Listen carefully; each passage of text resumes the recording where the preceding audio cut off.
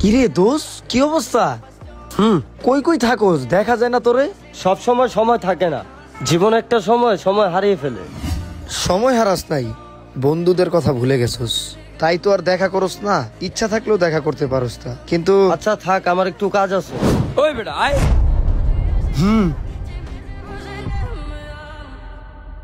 দোস্ত তোর গাড়িটা বার কর, আমরা একটু ঘুরি। গাড়িতে তো তেল নাই, তাছাড়া পকেটের অবস্থা এরকম ভালো না। আচ্ছা ঠিক আছে চল। যা করলি আজকে, থাক মামা যাই। আচ্ছা ঠিক আছে থাক, ভালো থাইস। হ্যাঁ, আল্লাহ হাফেজ। আরে ভাই উনার কথা কইেন না, বলছিলাম না উনি একদিন বেমানি করবো, দেখলেন তো। আরে দূর বোকা, আমরা কি এখনো ছোট আছি রে? আমরা সবাই বড় হইছি না, সংসার হইছে, যার যার কাজ যার যার দায়িত্ব তার তার কাঁধে। আর এমনি তো ও এখন ব্যস্ত। ব্যস্ত না ভাই, বিক্রি হয়ে গেছে। হপ, আন্তাজি কথা কবি না। আর দাঁড়া, আমি ওরে কাল কি আসতে বলতাছি।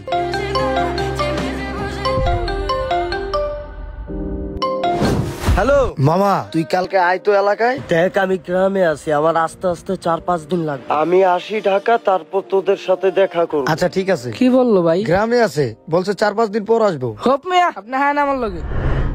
এই যে এই দেন গ্রাম। আরে ও হয়তো ওর কাজে বিজি, তাই বলছে গ্রামে। আয় চল চল, প্যারা দিস না ওরে। কিরে তুই আসবি আসবি বলে আসুস না, আমাদের সাথে অনেকদিন হলো আড্ডাও দাস না। আসলে একটু ঝামেলা আছি, সেখান থেকে বের হতে পারছি না। তুই মিথ্যা কইতাছস, মনিরের সাথে তো তুই বসে থাকস। আরে না, কেন মিথ্যা কমু তোর সাথে? আচ্ছা ভাবির কসম খা।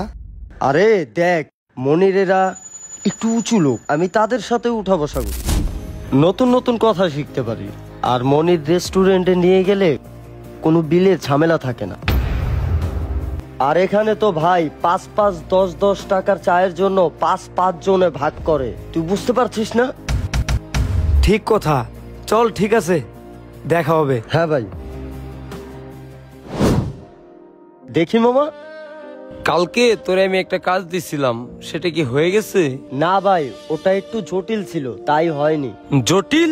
মাদার চোদ, এতটুকু একটা কাজ দিলাম, তাও তোর দ্বারা হয়নি? তুই বকা দিতাছস ভাই, একটু ভদ্রভাবে কথা বল। এতে অভদ্রতার কি আছে? কাল আমি তোরে নিয়ে গাড়িতে তেল ভরতেছিলাম, তোরে নিয়ে ঘুরতেছিলাম, তখন খারাপ লাগে নাই? তোর রেস্টুরেন্টে নিয়ে গেলাম যেখানে তোর বাপের জন্মে যাস নাই, তখন খারাপ লাগে নাই? শালা, আমাদের উপর নির্ভর করে চলো, আমাদেরটা খাস, এতটুকু একটা কাজ দিলাম তাও করতে পারলি না। কিরে টাকা কি দেওয়া? যা মাদার।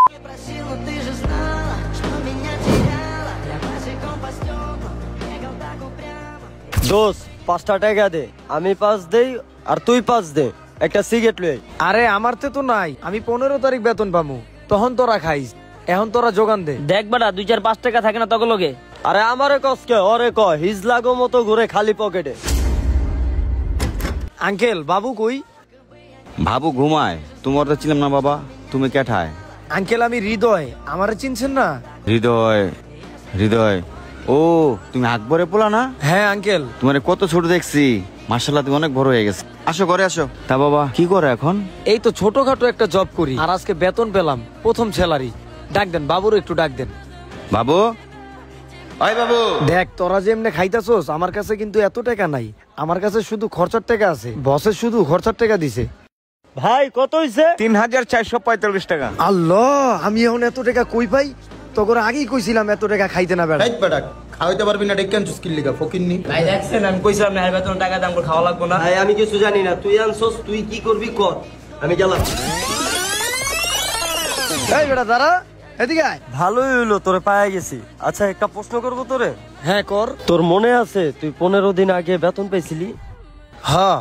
তোর মনে আছে ওই দিন তুই আমাদের কি খাওয়াইছিলি? আরে আমি গতকাল কি খাইছি ওইটাই মনে নাই? তুই আমারে 15 দিন আগের কথা জিগাইতাছস? কিরে তুই কি পাগল টাগল হয়ে গেছস? কি 15-20 দিন আগে খাইছি ওইটা জিগাইতাছস?